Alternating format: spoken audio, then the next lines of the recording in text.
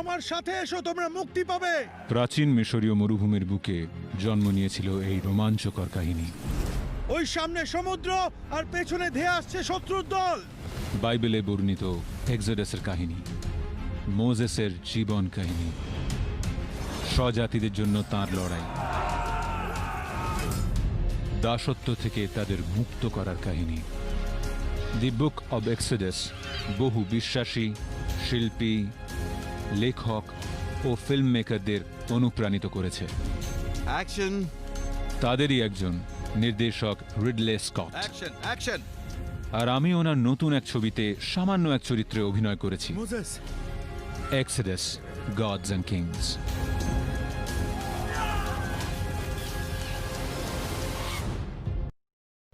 আমি অ্যারন পল।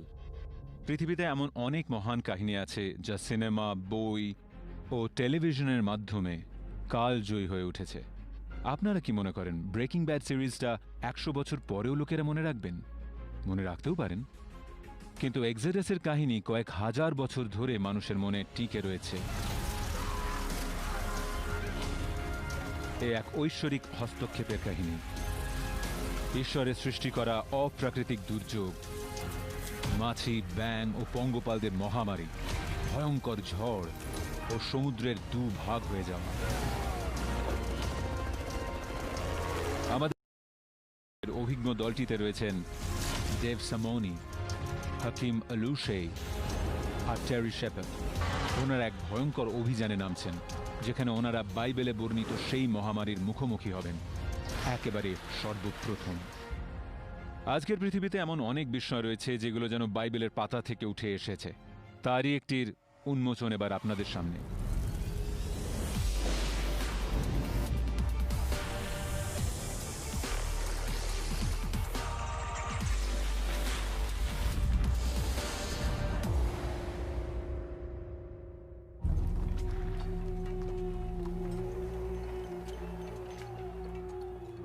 বাইবেলের book of Exodus হচ্ছে এক মুক্তিযুদ্ধের গল্প, যেখানে প্রাচীন মিশরের দাসত্বের হাত থেকে হিব্রু জাতিকে মুক্ত করা হয়েছিল।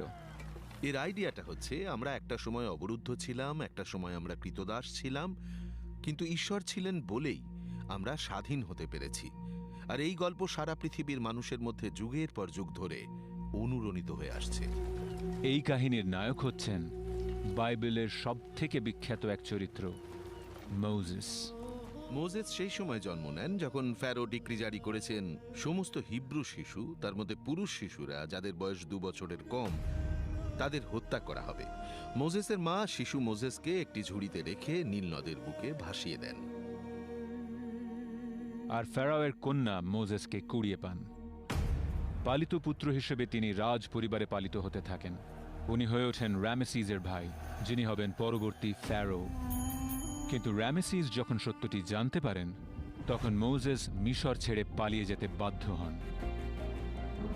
একদিন তিনি আশ্চর্য একটা ঘটনা প্রত্যক্ষ করেন। একটা বাঁশে আগুন লেগেছে, কিন্তু আগুনে বাঁশটা পুড়ে শেষ হয়ে যাচ্ছে না। এই সময় উনি কারোর কণ্ঠস্বর শুনতে পান। কণ্ঠস্বরটি নিজেকে ঈশ্বর বলে জানান। ঈশ্বর বলেন, আমি চাই তুমি মিশরে ফিরে যাও আর আমার সন্তানদের মিশরের ফ্যারোর হাত থেকে রক্ষা করো। মোজেস তার পালিত ভাইয়ের জন্য এক বার্তা নিয়ে মিশরে ফিরে যান। তোমাকে ওনাদের মুক্তি দিতে হবে। কিন্তু ওরা মিশরবাসী নয়, মোজেস ওরা কৃতদাস। ফ্যারো রামেসিস কৃতদাসদের মুক্তি দিতে অস্বীকার করেন। তুমি কার সাথে কথা বলছো জানো? ঈশ্বর। আর ঈশ্বর এক ভয়ঙ্কর শাস্তির দ্বারা ফ্যারোর মনে পরিবর্তন ঘটাবেন। মিশরের 10 মহামারী।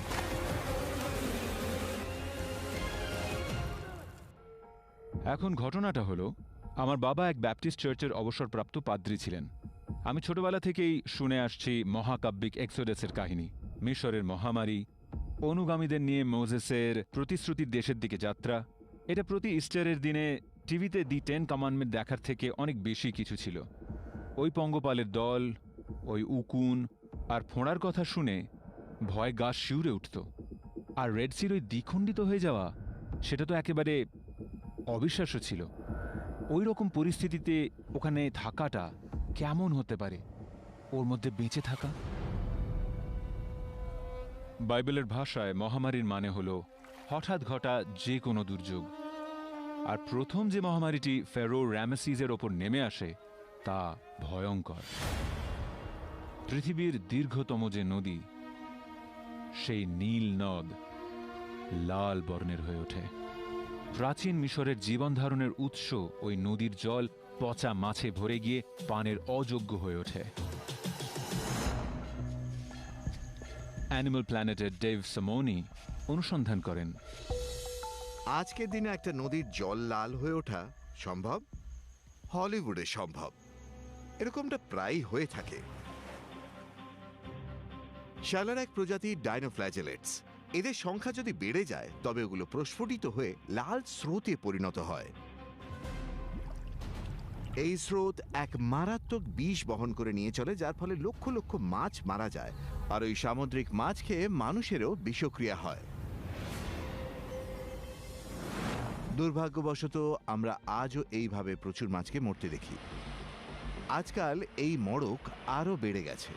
এর কারণ চাষের জমি থেকে গাছের সার জল ধুয়ে সমুদ্রে চলে আসে, আর সেই পুষ্টি পেয়ে ওই শ্যাওলা মহামারীর আকার নেয়। ঠিক এইভাবেই বাইবেলে মিশরবাসীরা ওই লাল স্রোতের সামনে একেবারে অসহায় হয়ে পড়েছিল। আর এবার আমার এই ছোট্ট বন্ধুটির দাপাদাপি করার সময় এসে গেছে। ব্যাঙ হচ্ছে এক্সোডাসের দ্বিতীয় মহামারী। একটা ব্যাঙ তেমন খারাপ কিছু নয়, কিন্তু লক্ষ লক্ষ ব্যাঙ, সেটা কি রকম হতে পারে?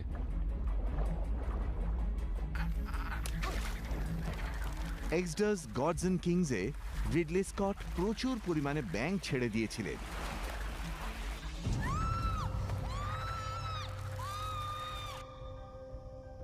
আমি এক অভিযানে নেমেছি যেখানে নিজে এক্সডাসের মহামারী প্রত্যক্ষ করে দেখব। ফলে আমি রিডলির পিচ্ছিল চরিত্রাভিনেতাদের আমার বাসায় ডেকে এনেছি।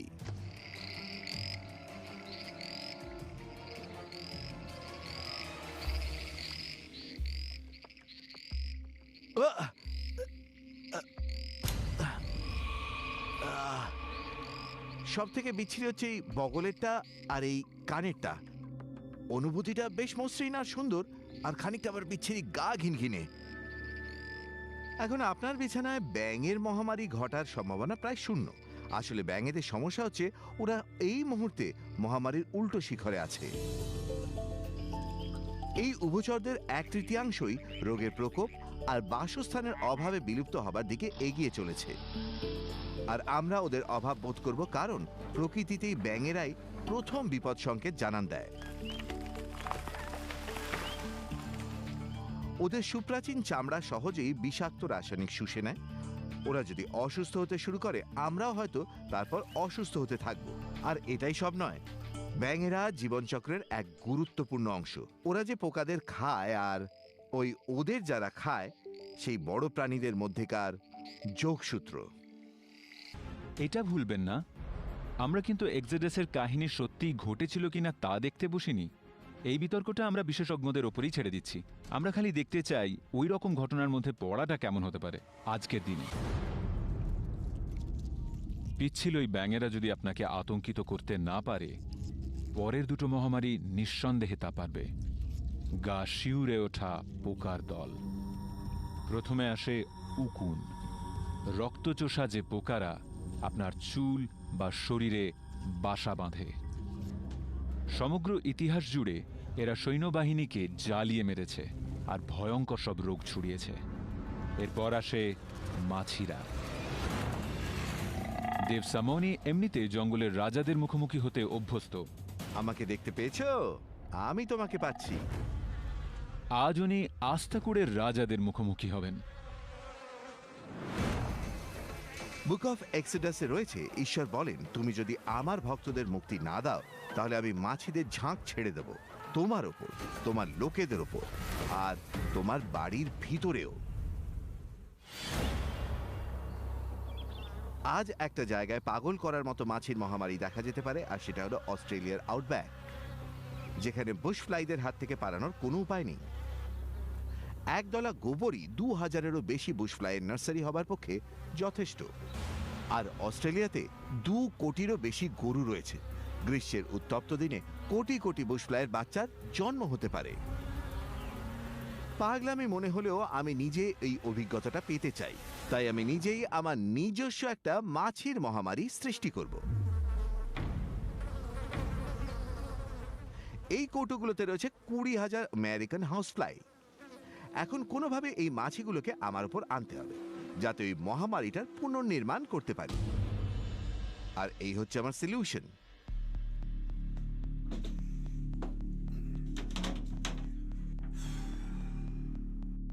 আপনারা জানেন, আমি নামিবিয়াতে সিংহদের সাথে থেকেছি, সাউথ আফ্রিকাতে হাতিদের সাথে হেঁটেছি, অ্যালাস্কায় গ্রিজলি বিয়ারদের সাথে মাছ ধরেছি, আর আমি সম্ভবত সব ধরনের হাঙরের সাথে সাঁতার কেটেছি। কিন্তু এটা এই প্রথমবার করব। ওকে, মাছিগুলোকে ছাড়ো।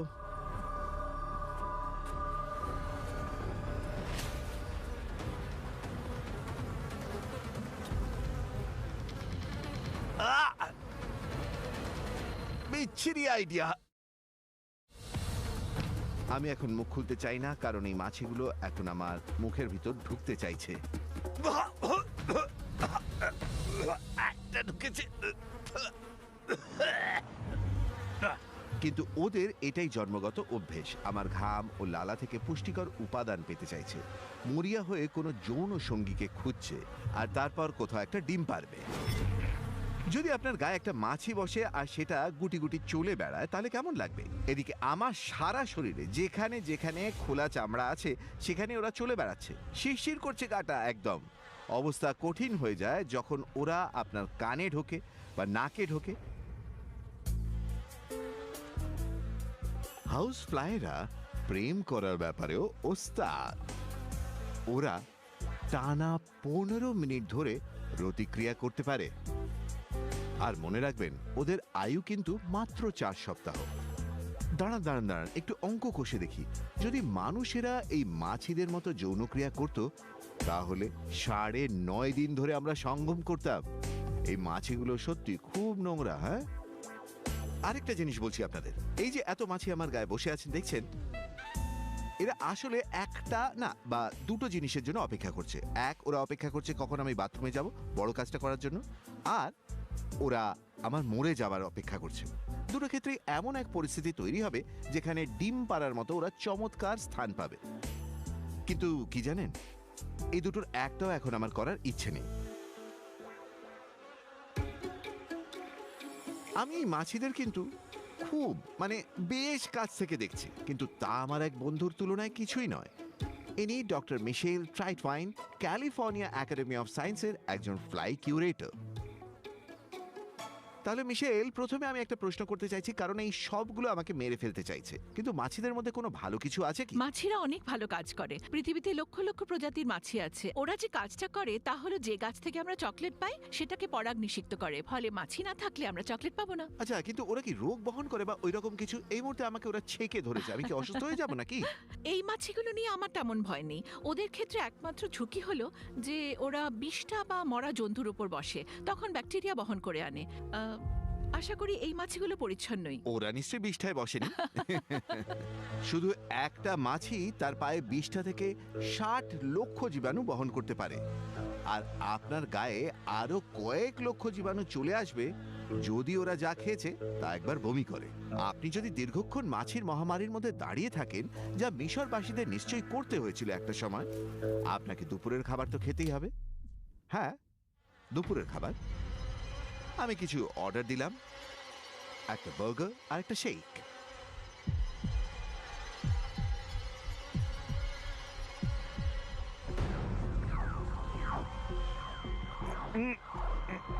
আমি ওদের মুখে ছটফটানি টের পাচ্ছি, ওরা এখনো বেঁচে আছে।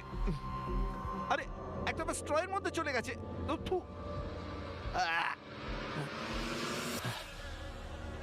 আমি বুঝতে পারছি মিশরবাসীরা কেন এই মহামারীর একটা সময় তাদের ধৈর্য হারিয়ে ফেলেছিলেন।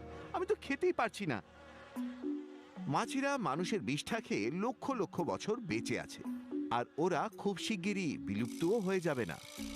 শুধু একটা স্ত্রী মাছি তার 4 সপ্তাহের জীবনে কয়েক হাজার ডিম পেড়ে থাকে। ফলে বাইবেলের মতো মহামারী কেউ যদি দেখতে চান, আবর্জনা সরানো বন্ধ করলেই হবে। হয়েছে, একটা কামড়ই যথেষ্ট। আমার আর খিদে নেই, আমি এবার পালাবো।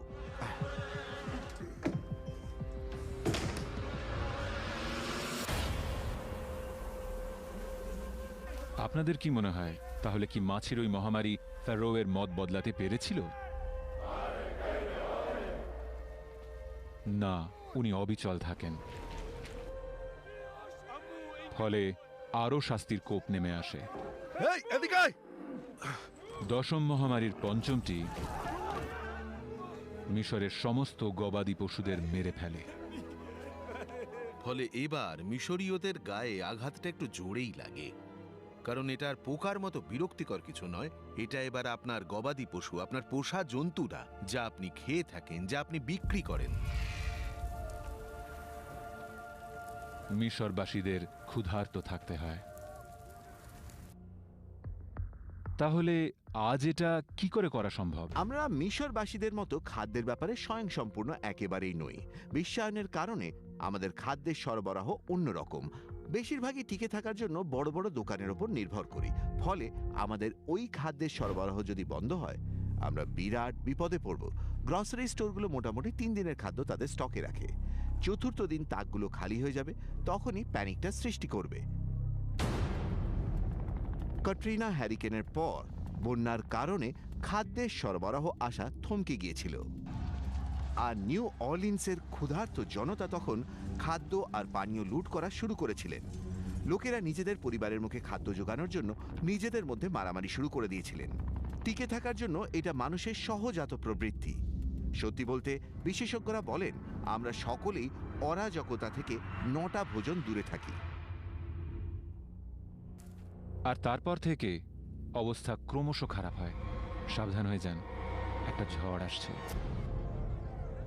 6 নম্বর মহামারীটা মিশরবাসীদের কাছে প্রচণ্ড শারীরিক অস্থিরতার কারণ হয়ে ওঠে। আসলে তাদের সারা দেহ ফোস্কায় ভরে যায়, যেগুলো পুঁজ আর মরা টিস্যুতে পরিপূর্ণ। ওগুলো বেশ কয়েক সপ্তাহ থেকে যায়, আর ফোঁড়া যত বড় হয় তার যন্ত্রণাও তত বৃদ্ধি পায়। পরের মহামারীটা যখন আসে, মিশরবাসীরা তখনও আগের আঘাতটা নিয়ে ভুগছিল।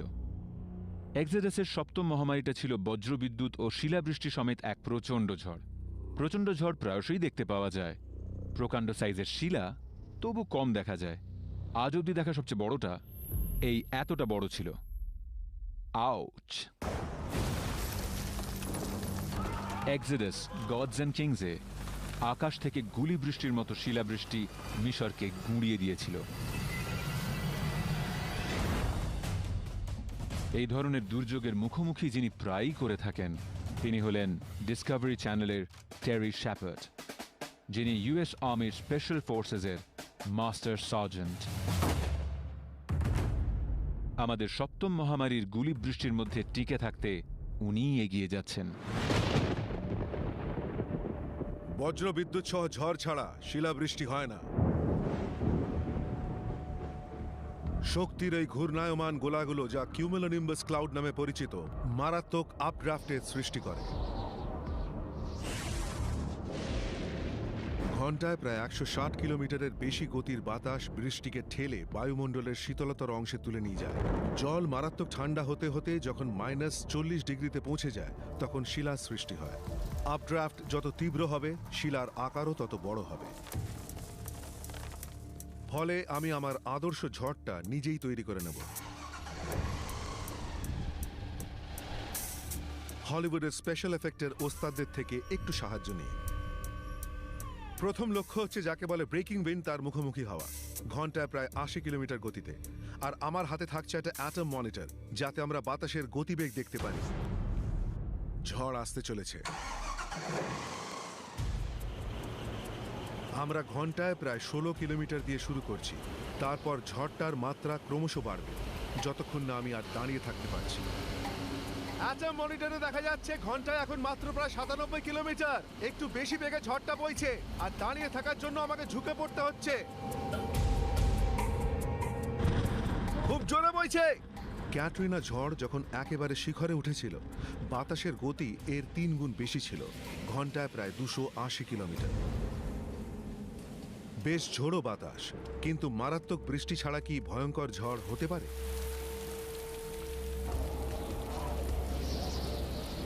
বাতাসের বেগ যখন ঘন্টায় প্রায় 130 কিলোমিটারে পৌঁছায়, প্রচণ্ড বৃষ্টি শুরু হয়। আমি হাল ছেড়ে দিই। আমি ভাবতাম আমাকে এত সহজে কাবু করা যায় না, কিন্তু বাতাস আর বৃষ্টির ওই জোড়া আক্রমণের বিরুদ্ধে লড়ার মতো ক্ষমতা আমার ছিল না। এটা ক্রমশ আরো খারাপ হবে, কারণ এরপর আমাকে একটা শিলাবৃষ্টির সামনে পড়তে হবে। এই মারাত্মক ক্ষেপণাস্ত্রগুলোর আঘাতে প্রতি বছর কয়েক শত কোটি ডলারের ক্ষতি হয়। 1995 সালে নথিভুক্ত সবথেকে মারাত্মক এক শিলাঝড়ে টেক্সাস ধ্বংস হয়ে গিয়েছিল, যখন সফট বলের সাইজের শিলা পোর্ট ওয়ার্থের ওপর ঝরে পড়ে। ভাগ্য ভালো, এই নকল শিলাগুলো সাইজে অতটা বড় নয়, কিন্তু তাও এগুলো যথেষ্ট জোরেই এতে পড়বে, তাই প্রস্তুতি নিয়ে এসেছি।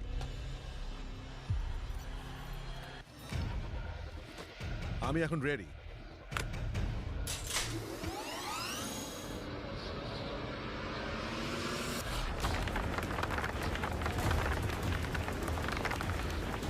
ও দাঁড়িয়ে আছে কি করে?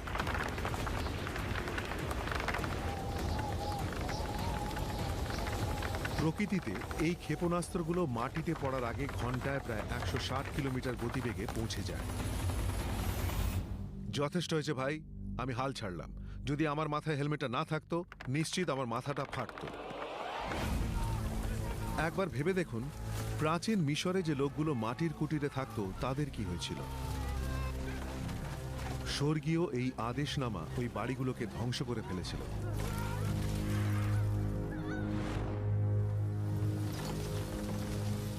এক্সোডাসে ফ্যারোকে ঝড়ের দ্বারা সতর্ক করা হয়, কিন্তু মেঘ যখন কেটে যায় তখন আরও বড় দুর্যোগ আকাশকোণে দেখা দেয়। আমি যখন বাইবেলের মহামারীর কথা ভাবি, প্রথমেই মাথায় যে কথাটা আসে সেটা হলো ভয়ঙ্কর এই ছোট প্রাণীগুলোর কথা। পঙ্গপালের ঝাঁক এবার ধেয়ে আসছে। আপনার কেমন লাগতো যদি সারা শরীর ফোঁড়ায় ঢেকে যেত, মাথার উপরে শিলাবৃষ্টি হতো, মাছিরা আপনাকে জ্যান্ত খুবলে খেত, পালিত পশুগুলো মারা গেছে, জীবনটাকে ইতিমধ্যেই খুব খারাপ বলে মনে হচ্ছে, আর তখনই আপনি অদ্ভুত একটা শব্দ শুনে আকাশের দিকে তাকালেন। অদ্ভুত আওয়াজের সাথে কালো রঙের এক মেঘ ক্রমশ এগিয়ে আসছে। এবার এলো পঙ্গপালের দল।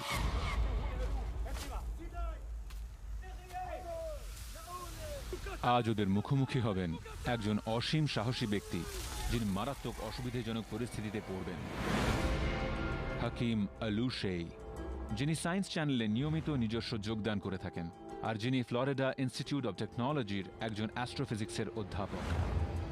ওনার অন্য কোনো জগতে পালিয়ে যাবার ইচ্ছে হবে যখন উনি মুখোমুখি হবেন এদের।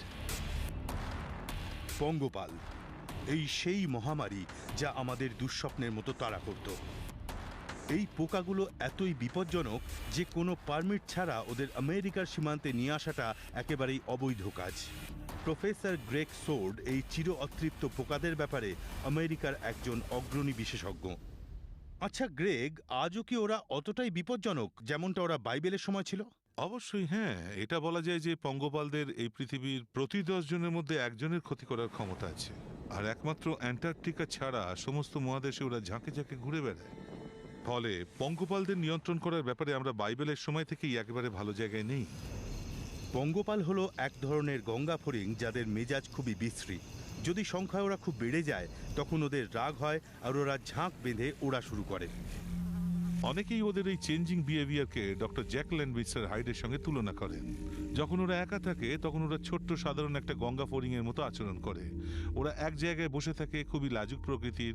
ওরা একে অন্যের কাছে যেতে পছন্দ করে না, কিন্তু ওদের সংখ্যা যখন বেড়ে যায়, যা জনসংখ্যার প্রাদুর্ভাব শুরু হলে ঘটে, তখন ওরা একে অন্যের সংস্পর্শে আসে এবং সবকিছু বদলে যায়। সবথেকে গুরুত্বপূর্ণ হচ্ছে ওদের আচরণ। ওরা সক্রিয়ভাবে অন্যদের দিকে ধেয়ে যায়, আর তার ফলে ওরা ধেয়ে চলা একটা সচল দলে পরিণত হয়, যা আমরা ঝাঁক হিসেবে দেখি। ঝাঁক বেঁধে ওড়ার সময় ওরা পথের সমস্ত কিছু খেয়ে ফেলে, এমনকি একে অন্যকেও। এই মুহূর্তে আমার কাছে একটা ছোট্ট গমের ক্ষেত আছে। এখন দেখা যাক পঙ্গপালদের ছোট একটা মহামারী এটা খেতে কত সময় নেয়। আমাদের কাছে 500টা ক্ষুধার্ত পঙ্গপাল আছে যারা এগুলো দেখে নিজেদের চোয়াল চাটছে। পঙ্গপালদের তুলনায় এটা একটা খুবই ছোট ঝাঁক। 1954 সালে পঙ্গপালদের বিশাল এক ঝাঁক কেনিয়ার প্রায় 180 বর্গ কিলোমিটারের একটা ক্ষেতে হামলা চালায়। হিসেব করে দেখা গেছিল প্রায় প্রতি 2.5 বর্গ কিলোমিটারে প্রায় 12.5 কোটি পঙ্গপাল ওখানে ছিল। আচ্ছা, 2.5 বর্গ কিলোমিটার বিস্তৃত পঙ্গপালের একটা ঝাঁক একদিনে কতটা খেতে পারে? একদিনে 85,000 মানুষ যতটা খাদ্য খেতে পারে সম্ভবত ঠিক ততটা খাদ্য খায়। আমি নিজের চোখে দেখেছি পঙ্গপালদের ঝাঁক একটা গমের ক্ষেতে ঢোকে আর এক রাতের মধ্যে পুরো ক্ষেতটা সাবার করে দেয়। আর মাত্র 2 ঘন্টার মধ্যে আমার ছোট্ট গমের ক্ষেতটার এতটুকুই অবশিষ্ট পড়ে থাকে। আরে বাপরে, বুঝতে পারছেন? তাহলে এরকম 10 কোটি যদি থাকে তাহলে কি হতে পারে? আর তারপর ভাবুন, শস্য ক্ষেত ধ্বংস করার পর ওরা আপনার শহরে এসে প্রবেশ করলো। মিশরবাসীদের ঠিক এটারই সম্মুখীন হতে হয়েছিল। আর এবার আমার পালা।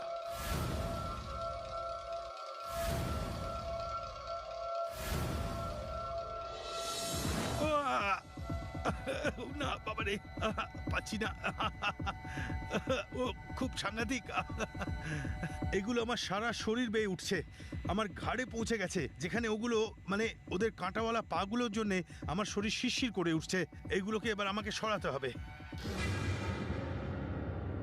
এই পঙ্গপালদের কিন্তু শুধুমাত্র ওদের পদ্ধতিতেই একমাত্র হারানো সম্ভব, আর সেটা হচ্ছে ওরা আমাদের খাবার খেয়ে ফেলার আগে ওদেরই খেয়ে ফেলতে হবে। পঙ্গপাল হলো এমন এক পতঙ্গ যা খাওয়া জিউ ধর্মে বৈধ। ইসরায়েলে এদের বাবিকিউ বানানো হয়। এই ধরনের পতঙ্গ খাওয়া আসলে খুবই বুদ্ধিমানের কাজ। এরা সংখ্যায় বহুগুণ বাড়ে আর অতি দ্রুত বৃদ্ধি পায়। একটা গরুর তুলনায় 6 গুণ কম খাবার খেয়ে এরা সমপরিমাণ প্রোটিন উৎপাদন করে। এরকম অদ্ভুত একটা প্রাণী আমি ভাবতেই পাচ্ছি না এদের মহামারীর কবলে পড়াটা ঠিক কিরকম হতে পারে। লক্ষ লক্ষ পঙ্গপাল ঝাঁক বেঁধে উড়ে বেড়াচ্ছে, আপনার সারা শরীর বেয়ে উঠছে। আমি ওরকম জায়গাতে যেতে চাই না।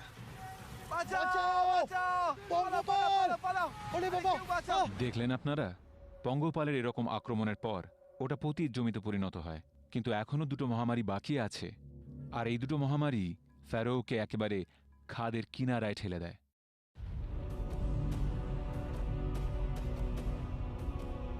9 নম্বর মহামারী হচ্ছে ঘন কালো খুটখুটে অন্ধকার। ফলে সমস্ত ভয়ঙ্কর ঘটনা মিশরের বুকে ঘটে যায়। ওনারা নীল নদের জল পান করতে পারেন না, শস্য ক্ষেত ধ্বংস হয়ে যায়, মাছির দ্বারা ওনারা ব্যতিব্যস্ত হয়ে পড়েন, আর ওনাদের শরীর ফোস্কায় ঠেকে যায়। আর তারপর এখন হঠাৎই 3 দিন ধরে ঘন অন্ধকার মিশরবাসীদের ঢেকে ফেলে। ওনারা বুঝতেই পারেন না এরপর কি হবে। লক্ষণ মোটেই ভালো নয়, কারণ সূর্য অদৃশ্য হয়ে গেছে, চারিদিকে শুধুই অন্ধকার। আর শীঘ্রই সেটা আসে, যেটা সমস্ত মহামারীর মধ্যে সবথেকে ভয়ঙ্কর। ইতিহাসের কোনো যুগেই কেউ কখনো এটা প্রত্যক্ষ করতে চাইবেন না।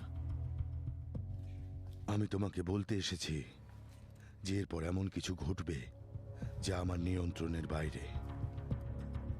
মোজেস ফ্যারোর কাছে যায় আর বলে, ঠিক আছে, তুমি যদি আমার লোকেদের মুক্তি না দাও তাহলে মিশরের প্রতিটি প্রাণী, প্রতিটি মানুষের প্রথম সন্তান মারা যাবে। আর ফ্যারো এরপরও বলেন, না, আমি মুক্তি দেব না। নিজের সন্তানকে রক্ষা করো, অন্তত আজকের রাতের জন্য এটা করো। আমার সন্তান? আর সেই রাতে সারা পৃথিবী জুড়ে বিরাট এক কান্নার রোল ওঠে। সমস্ত মিশরে বাড়ির পর বাড়িতে মা বাবারা দেখেন তাদের সন্তানরা মারা গেছে। হিব্রুরা এর থেকে অব্যাহতি পান বা তাদের নিষ্কৃতি দেওয়া হয়। ঈশ্বরের এই আশীর্বাদটি ইহুদিরা আজও প্রতি বসন্তে পালন করেন, কিন্তু মিশরীয় প্রতিটি পরিবারের ওপর চরম শাস্তি নেমে আসে, এমনকি ঈশ্বরতুল্য ফ্যারো র্যামেসিসের বাড়িতেও। ফ্যারো সমস্ত কিছু হারিয়েছেন, আর এখন তার নিজের পুত্র মৃত। তার এই চরম পরাজয় ও চরম শোকের মধ্যে তিনি অবশেষে বলে ওঠেন, যাও, দূর হও। তোমরা সকলে এখান থেকে চলে যাও। তোমার যা আদেশ।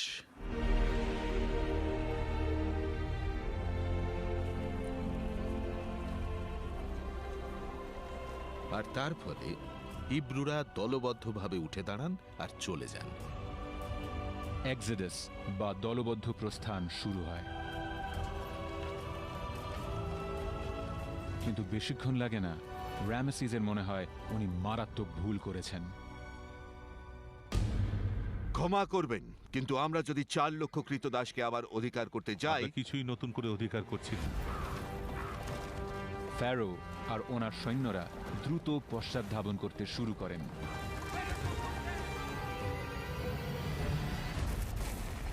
এখন উনি বুঝতে পেরেছেন যে শোকের মধ্যে উনি ওনার কৃতদাসদের বাহিনীটিকে মুক্তি দিয়ে দিয়েছেন, যার মানে এরপর থেকে ওনাদের পুরো অর্থনৈতিক ব্যবস্থাটা সম্পূর্ণ ধসে পড়বে।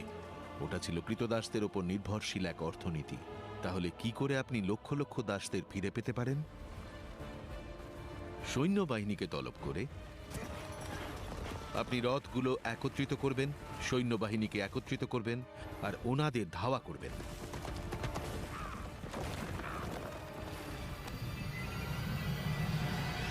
নিজের লোকেদের প্রতিশ্রুতির দেশে নিয়ে যাওয়াটা মোজেসের পক্ষে সহজ হবে না। যেই উনি মিশর থেকে বেরিয়ে আসেন, উনি রেড সির সামনে এসে পড়েন। কি করে উনি এই বিশাল সমুদ্র পার হবেন?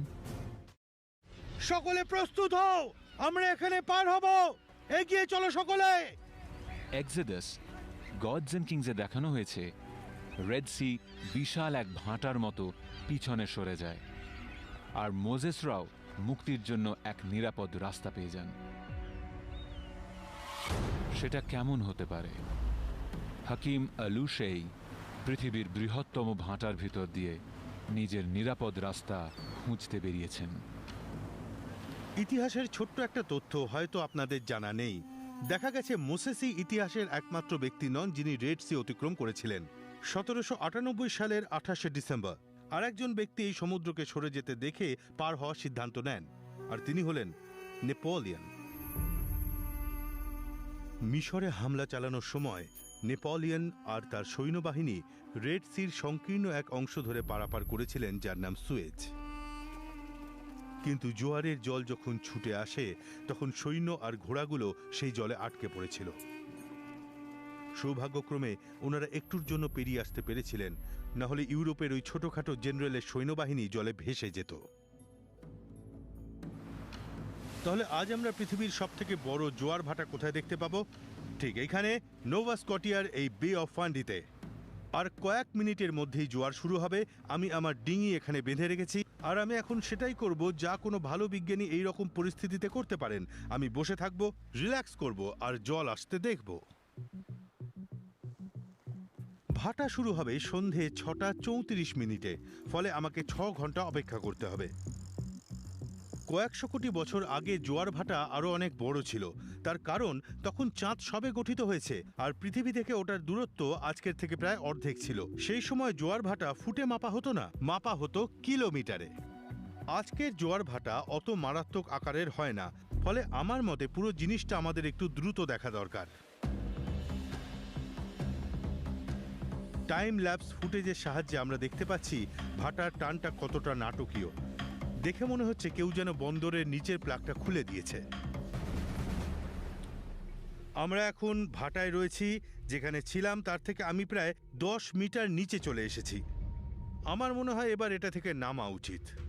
তবে কি জানেন, এটার প্রয়োজন আর নেই।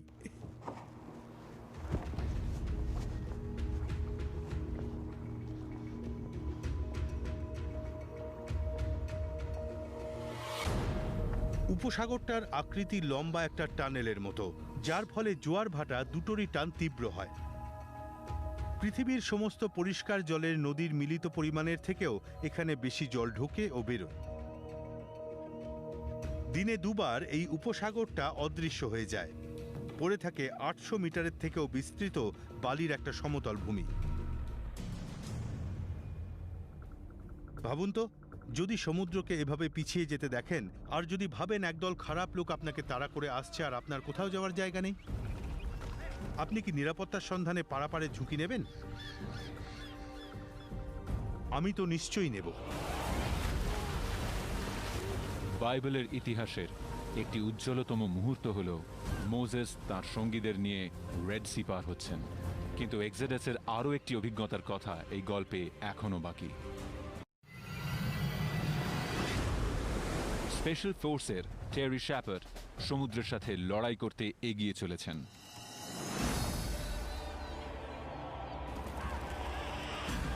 এক্সোডাস গডস অ্যান্ড কিংসে যখন রেড সি সরে যায়, ভাটা একটা উচ্চ ভূমিরেখার মতো জমি পিছনে রেখে যায়। তারপর সমুদ্র প্রকাণ্ড ঢেউয়ের আকার নিয়ে গর্জন করতে করতে আবার ফিরে আসতে থাকে।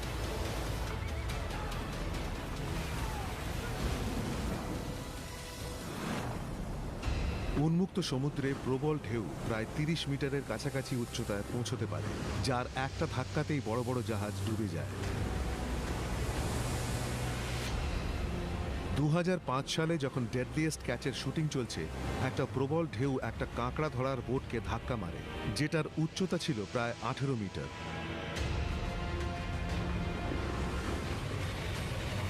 কি হলো? একটা ঢেউ ধাক্কা মেরেছে। বোটটা ওই ধাক্কায় অকেজো হয়ে যায় আর বন্দরে ফিরে আসতে বাধ্য হয়।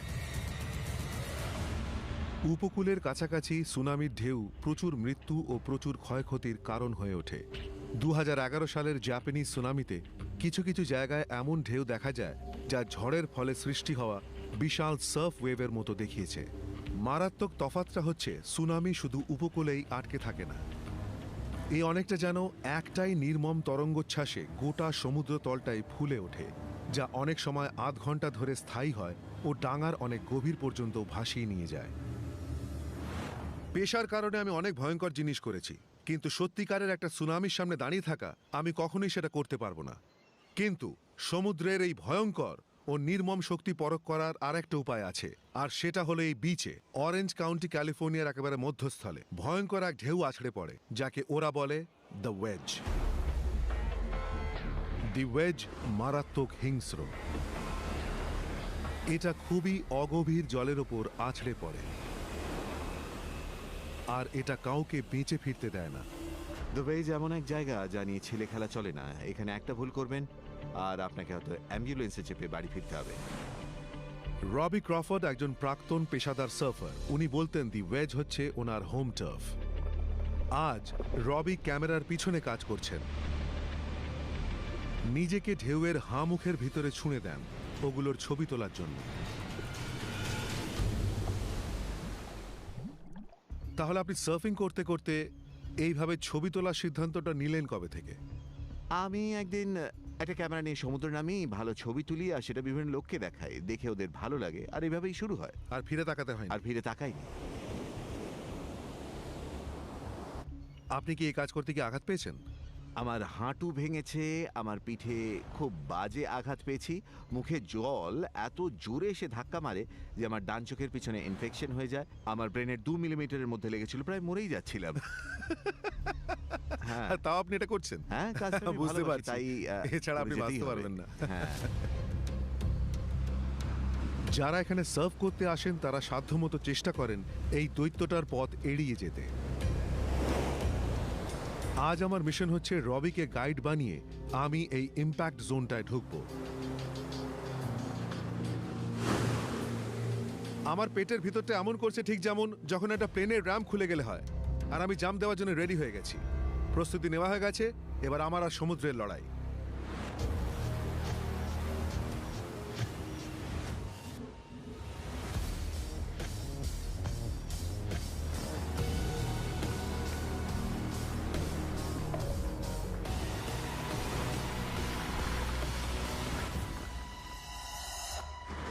ওই শেষের ঢেউটা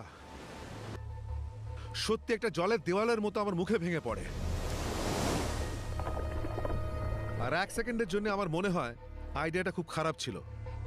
আমি প্রায় গিয়েছিলাম, পুরো হারিয়ে ফেলি নিজেকে, নড়বড় করছিলাম। খুবই মারাত্মক, সত্যি মারাত্মক।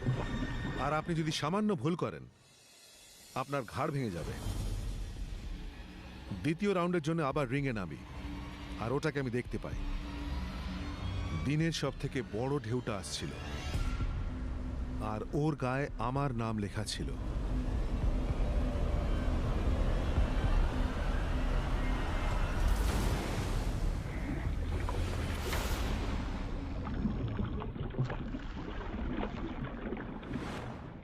আমি ভালোই টের পেয়েছি। মানে প্রকৃতির সঙ্গে পারা সম্ভব নয়। আমি ধাক্কা খাই, জোরে লাগে, ডিগবাজি খেয়ে যাই। আপনি সমুদ্রের সাথে লড়তে পারেন, কিন্তু আপনি হেরে যাবেন। এটা অতি নির্মম, অপ্রতিরোধ্য। ভাবতেও পারছি না এর থেকেও বড় বড় ঢেউয়ের মুখোমুখি হওয়ার কথা। ওতে হয়তো আপনি মারাই যাবেন। প্রতি লিটার জলের ওজন প্রায় 1 কিলো, আর এটা আপনাকে একেবারে গুঁড়িয়ে দেবে।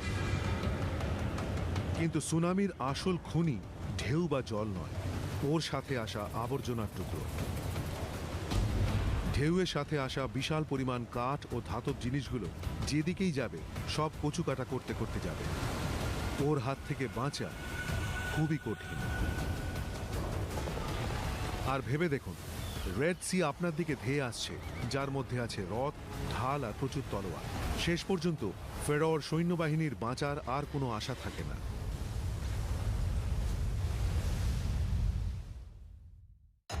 নিরাপদে সমুদ্রের অপর পারে পৌঁছে মোজেস ও তাঁর লোকেরা মরুভূমির ওপর দিয়ে হেঁটে যেতে থাকেন।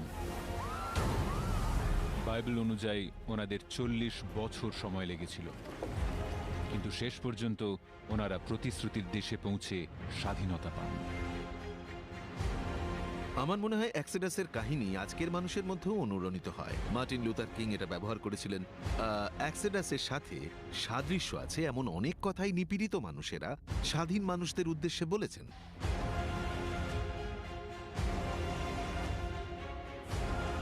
এক্সোডাসের কাহিনী সমগ্র ইতিহাস জুড়ে বারবার বলা হয়েছে, সিনেমায়, নাটকে, তারপর শিল্পকলায়, আর তাতেই বোঝা যায় যে থিম হিসেবে এটা কতটা শক্তিশালী।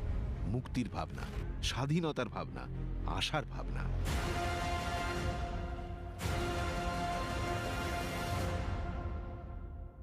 যত শিল্পই সৃষ্টি করা হোক, যত সিনেমাই বানানো হোক, যা মানুষকে স্বাধীনতার জন্য অনুপ্রাণিত করে, সুদিনের আশা জাগ্রত করে, তা কখনোই যথেষ্ট হতে পারে না।